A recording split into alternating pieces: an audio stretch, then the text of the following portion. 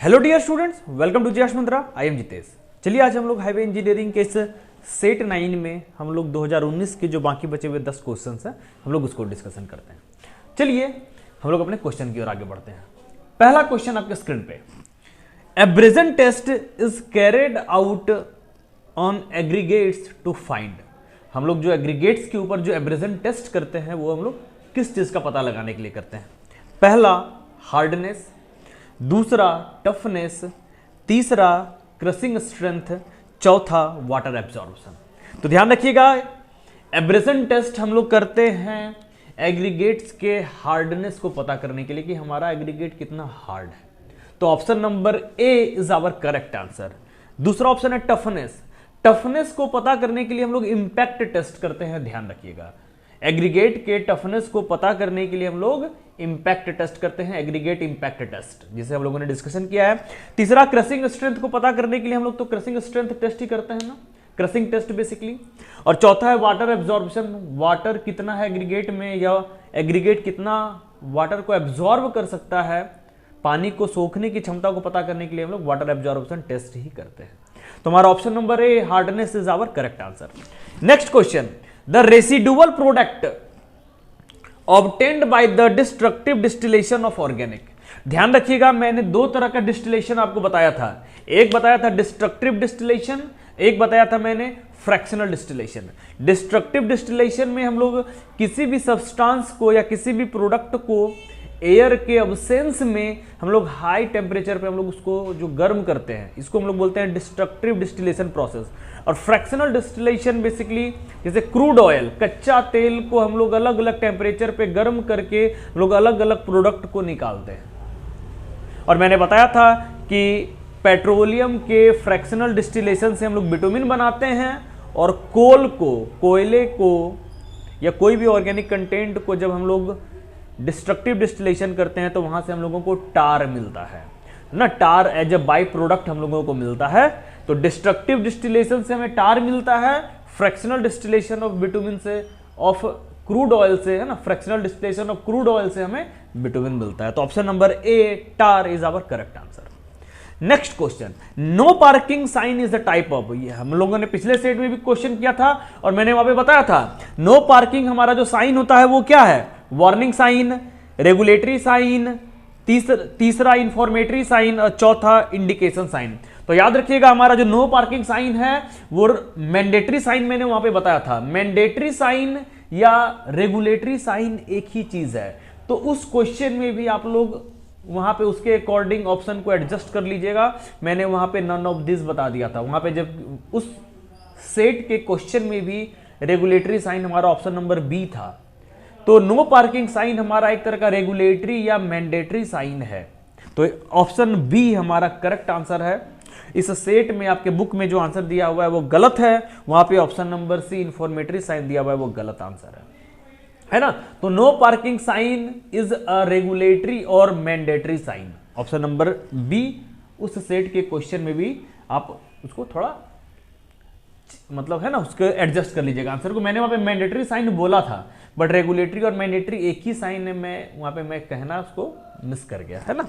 तो चलिए next question, traffic rotary is suited for. हमारा जो ट्रैफिक रोटरी होता है वो किसके लिए ज्यादा उपयुक्त होता है? पहला ऑप्शन है टी इंटरसेक्शन, दूसरा ऑप्शन है वाई इंटरसेक्शन, तीसरा ऑप्शन है प्लेन इंटरसेक्शन दिया हुआ है, और चौथा ऑप्शन है स्ट्रैगर्ड जंक्शन। तो ध्यान रखिएगा, हमारा जो ट्रैफिक रोटरी है वो सिर्फ जो प्लेन इंटरसेक्शन दिया हुआ है ना उसी के लिए वैलिड है, क्योंकि वहां पे कम से कम 3 से 7 आसपास वहां पे अलग अलग तरह के रास्ते मिलने चाहिए हम लोग जहां पे ट्रैफिक रोटरी देते हैं। ये एक नॉर्मल ट्रेंड है। वाई वाले में 3 ही रोड आके मिल रहा है और टी वाले में भी 3 ही, तो इसीलिए ये दोनों सुटेबल आंसर नहीं होगा। तो हमारा यहाँ पे जो सबसे सुटेबल आंसर होगा वो होगा ऑप्शन नंबर सी इंटरसेक्शन।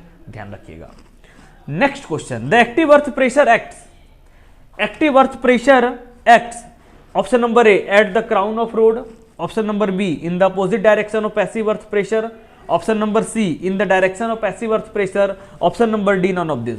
तो मैंने आपको पढ़ाया अभी ये एक्टिव अर्थ प्रेशर और पैसिव अर्थ प्रेशर। तो एक्टिव अर्थ प्रेशर और पैसिव अर्थ प्रेशर का जो डायरेक्शन है एक दूसरे के अपोजिट में होता है। तो option number B is our correct answer. यहां पे भी आपका आंसर गलत दिया हुआ है। ऑप्शन नंबर सी दिया हुआ है बुक में आपका आंसर, है ना। तो option number B is our correct answer. Next question, the walls provided above the formation of hill road are known as. तो हिल रोड फॉर्मेशन के ऊपर में हम लोग जो वॉल देते हैं उस वॉल को हम लोग क्या बोलते हैं।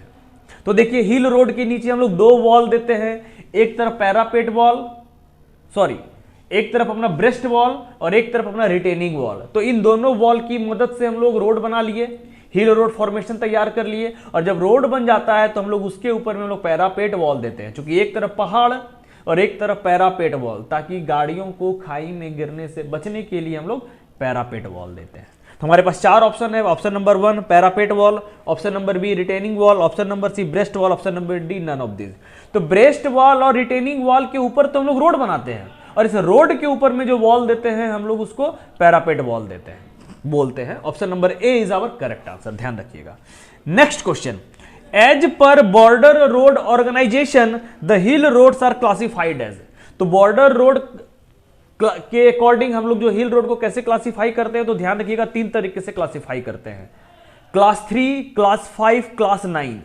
तो यहां पे जो आपका आंसर है वो है क्लास 3, तो इसलिए इसमें से एक आंसर हमारा क्लास 3 वो सही आंसर है। अगर कहीं पे क्लास 5 और क्लास 9 भी लिखा रहे तो वो भी हमारा आंसर होगा।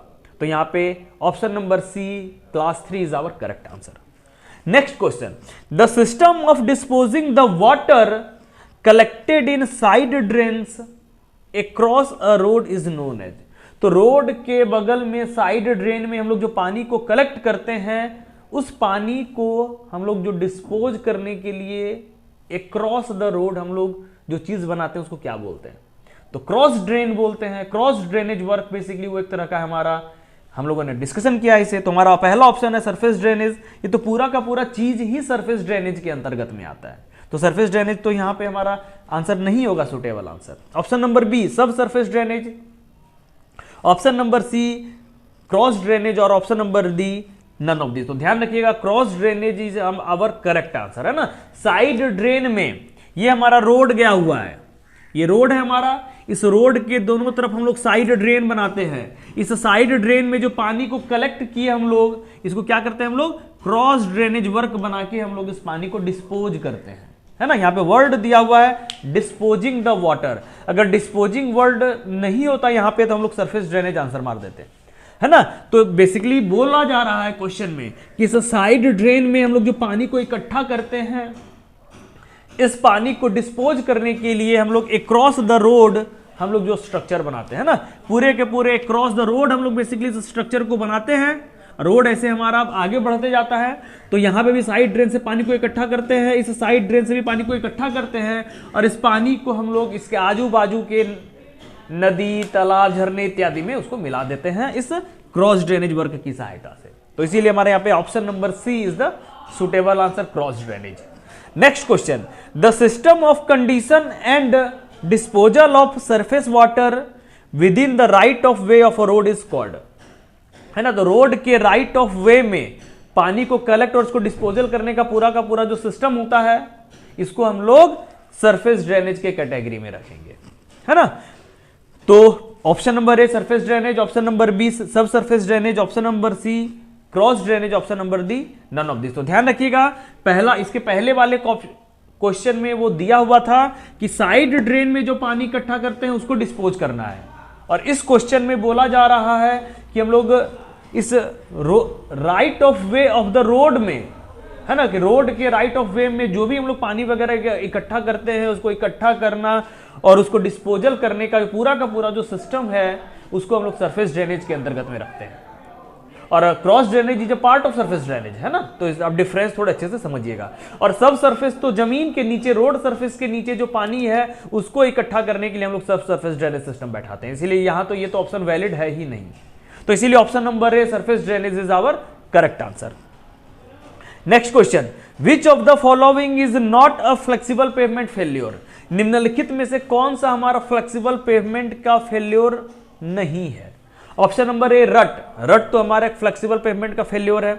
Option number B potholes भी हमारा एक तरह का फ्लेक्सिबल पेवमेंट का फेल्योर है। C number frost up heaving भी हमारा एक फ्लेक्सिबल पेवमेंट का फेल्योर है। Option number D slab failure. तो देखिए स्लैब के फेल होने की घटना, फ्लेक्सिबल पेवमेंट में तो हम लोग कहीं पे स्लैब नहीं बनाते हैं, स्लैब हमारा जब भी बनता है तो रिजिड पेवमेंट के अंतर्गत में बनता है, तो इसीलिए वहां पे स्लैब के फेल्योर होने की घटना होती है, स्लैब फेल्योर होती है। तो ये जो स्लैब फेल्योर है हमारा रिजिड पेवमेंट का फेल्योर के कैटेगरी में आता है, तो इसीलिए हमारा यहाँ पे सबसे सुटेबल आंसर है option number D slab failure. क्योंकि क्वेश्चन में बोला जा रहा है कि इनमें से कौन सा ऐसा फेल्योर है जो फ्लेक्सिबल पेवमेंट में नहीं होता है, तो हमारा ये जो स्लैब फेल्योर है फ्लेक्सिबल पेवमेंट में नहीं होता है, ये हमारा रिजिड पेवमेंट में होता है, तो इसीलिए हमारा यहाँ पे option number D slab failure is our correct answer. तो चलिए इस हिसाब से हमारा यहाँ पे सेट 9 के सभी क्वेश्चंस खत्म होते हैं। मैं उम्मीद करता हूँ कि आपके लिए इंफॉर्मेटरी ज्ञानवर्धक रहा होगा ये सेशन। तो चलिए बाकी और भी ज़्यादा ऑब्जेक्टिव क्वेश्चंस के साथ हम लोग अपने सेट 10 में मिलते हैं। Thank you.